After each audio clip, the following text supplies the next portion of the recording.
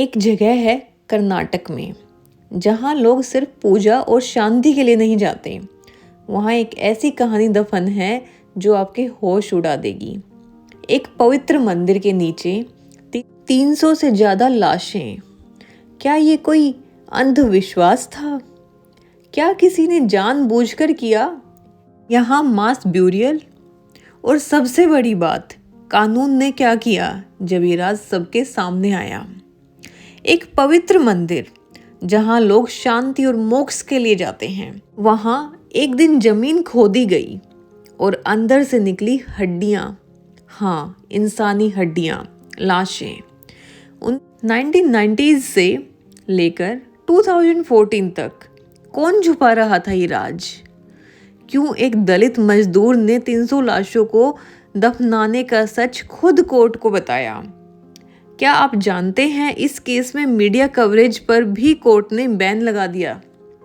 आज हम बात करेंगे एक ऐसे कांड की जिसे सुन के आपके होश उड़ जाएंगे।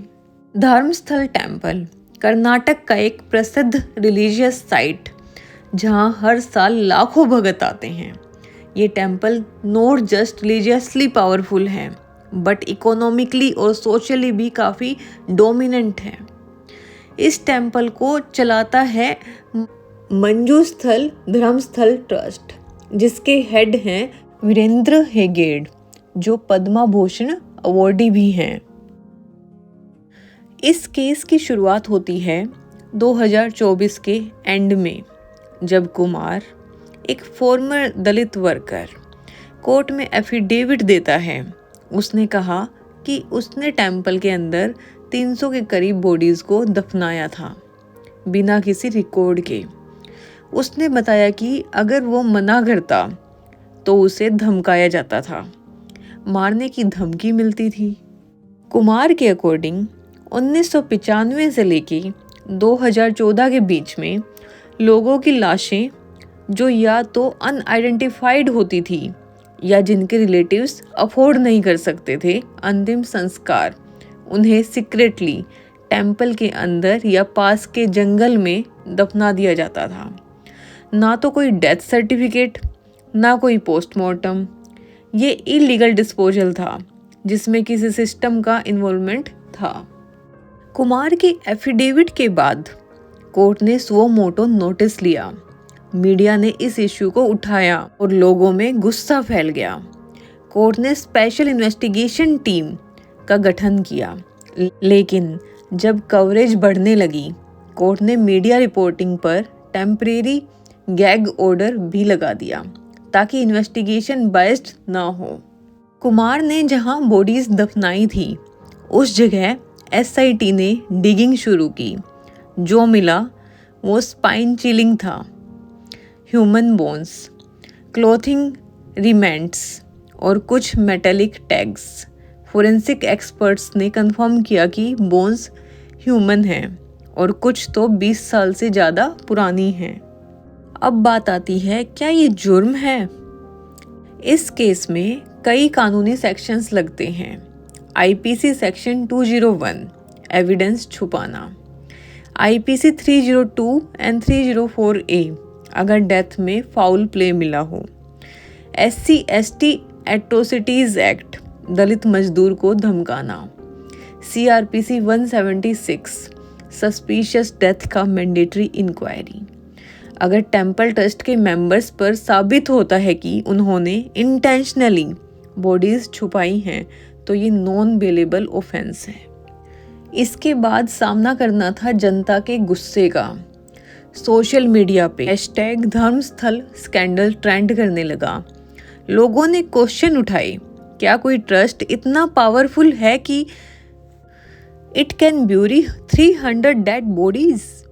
Youth, Dalit activities and civil society ने डिमांड किया कि हेगेडे और ट्रस्ट मेंबर्स को सस्पेंड किया जाए जब तक इंक्वायरी चल रही है। अब बात आती है टेम्पल ट्रस्ट के रिस्पॉन्स को जानने की, डिफेंड या डिनायल। ट्रस्ट का कहना है कि ये पुराना मामला है और कुमार मेंटली अनस्टेबल है। उन्होंने कहा कि टेम्पल सिर्फ सेवा करता है और कोई इलीगल काम नहीं हुआ। लेकिन कुमार का स्टेटमेंट के बाद 2 और वर्कर्स आगे आए और सिमिलर एलिगेशंस लगाए। इस मामले ने एक बड़े सवाल को जन्म दिया। क्या हमारे धार्मिक इंस्टीट्यूशंस सच में अकाउंटेबिलिटी से परे हैं? जो जगह मोक्ष का रास्ता बताती है, क्या वहाँ अधर्म हो सकता है? इस केस ने फेथ और जस्टिस के बीच एक इमोशनल कन्फ्लिक्ट खड़ा कर दिया है। अब हम बात करेंगे करंट स्टेटस की। अभी क्या चल रहा है? 2025 के जुलाई तक SIT ने 83 रिमेन्स कलेक्ट किए हैं और DNA टेस्टिंग चल रहा है। कोर्ट ने ट्रस्ट के अकाउंट्स को फ्रीज कर दिया है। हेगड़े को अब तक सम्मन नहीं किया गया, लेकिन प्रेशर बढ़ता जा रहा है।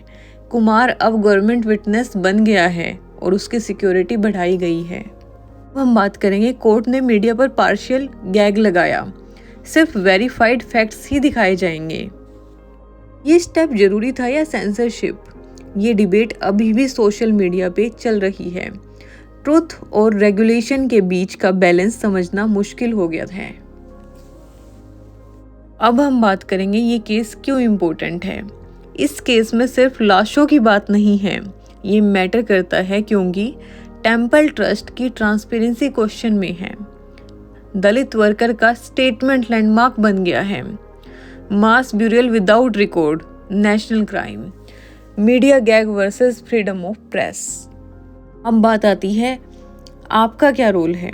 अगर आप इस वीडियो को देख रहे हैं तो एक सिटीजन होने के नाते सच जानना और उसे सपोर्ट करना आपका भी फर्ज है। वॉइस उठाइए, कमेंट कीजिए और इस इशू को भूलने मत दीजिए। भक्ति अंधी नहीं होती, सच और धर्म दोनों जरूरी हैं। 300 लाशें, एक टेम्पल, एक दलित वर्कर और एक मुल्क जहां लोग सच की तलाश में हैं।